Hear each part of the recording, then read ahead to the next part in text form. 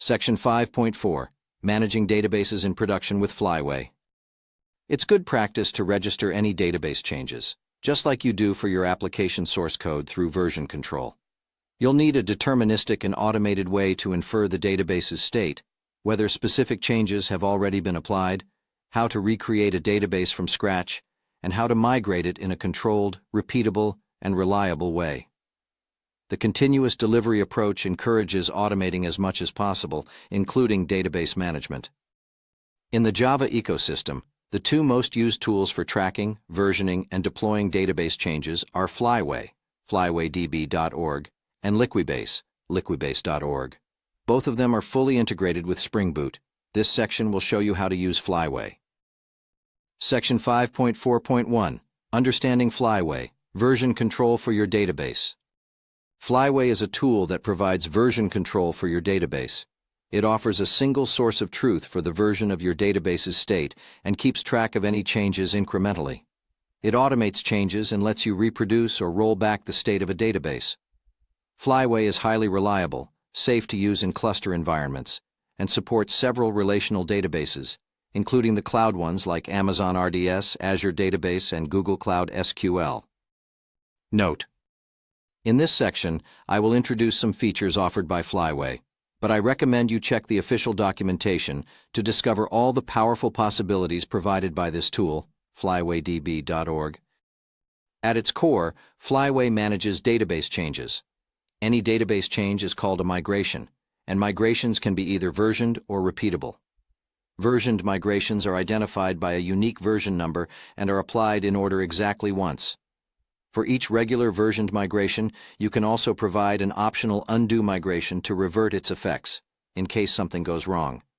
They can be used to create, alter, or drop relational objects like schemas, tables, columns, and sequences, or to correct data. On the other hand, repeatable migrations are applied every time their checksum changes. They can be used for creating or updating views, procedures, and packages. Both types of migration can be defined in standard SQL scripts, useful for DDL changes, or Java classes, useful for DML changes like data migrations. Flyway keeps track of which migrations have already been applied through a Flyway_schema_history table automatically created in the database the first time it runs. You can picture migrations as commits in a Git repository and the schema history table as the repository log containing the list of all the commits applied over time, Figure 5.6. Figure 5.6. Flyway migrations represent database changes that can be pictured as commits in a Git repository. Note: a prerequisite for using Flyway is that both the database you want to manage and a user with the correct access privileges exist. Once you have a database and a user, Flyway can manage database changes for you. You shouldn't use Flyway to manage users. You can use Flyway in standalone mode or embedded in a Java application. Spring Boot provides auto-configuration for it, making it very convenient to include Flyway in your applications. When integrated with Spring Boot, Flyway will search for SQL migrations in the src/main/resources/db/migration folder and Java migrations in src/main/java/db/migration. Running schema and data migrations is one of those administrative processes described by the 15-factor methodology introduced in Chapter 2. In this case, the strategy adopted for managing such a process was to embed it in the application itself. By default, it's activated during the application startup phase. Let's see how we can implement it for catalog service. Open your catalog service project, catalog service, and add a dependency on Flyway in the build.gradle file.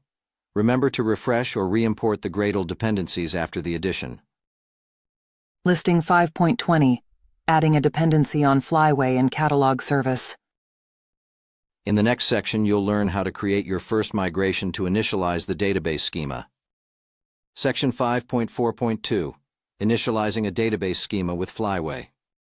The first database change you'll apply is usually to initialize the schema. So far, we've been relying on the built-in data source initialization capabilities offered by Spring Boot and providing a schema.sql file with the SQL statements to run. Now we can initialize the schema using an SQL Flyway migration. First, delete the schema.sql file and remove the spring.sql.init.mode property from the application.yml file in your catalog service project. Next, create a src/main/resources/db/migration folder. That's where Flyway will look for SQL migrations by default. Inside the folder, create a v1 _initial_schema.sql file, which will contain the SQL statement for initializing the database schema required by the catalog service application. Ensure you type 2 underscores after the version number.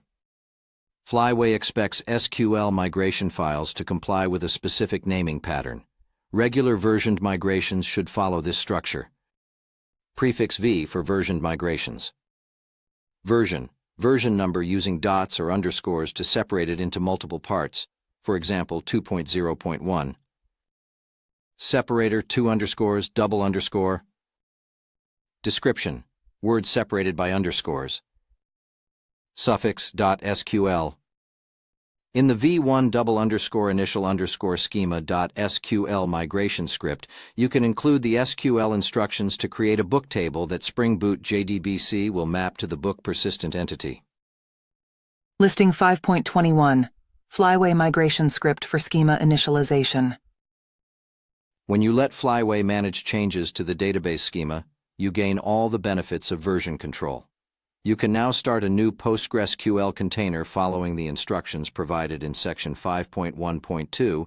If you still have the previous one running, remove it with docker rm-fv polar postgres. Run the application /gradle w boot run and verify that everything works correctly.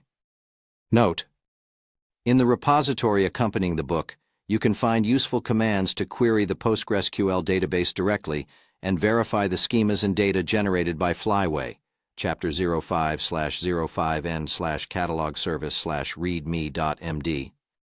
Your auto tests will also use Flyway. Go ahead and run them. They should all succeed. Once you're done, push your changes to your remote Git repository and check the commit stage results from GitHub Actions. They should be successful as well. Finally, stop the application execution, Control-C, and the PostgreSQL container, docker rm-fv polar postgres. In the final section, you'll learn how to use Flyway migrations to evolve a database. Section 5.4.3, Evolving a database with Flyway. Imagine that you completed the catalog service application and deployed it to production. Employees of the bookshop have started adding books to the catalog and gathered feedback about the application. The result is a new requirement for the catalog's functionality. It should provide information about the book publisher. How can you do that? Since the application is already in production and some data has already been created, you can use Flyway to apply a new database change, altering the book table to add a new publisher column. Create a new v2 _add_publisher_column.sql file in the src/main/resources/db/migration folder of your catalog service project, and add the following SQL instruction to add the new column. Listing 5.22, Flyway migration script for updating a table schema. Then update the book Java record accordingly. The change should take into account that, in production, there are already books saved in the database without the publisher information, so it must be an optional field, or the existing data will become invalid. You should also update the static factory method accordingly. Listing 5.23, adding a new optional field to an existing data entity.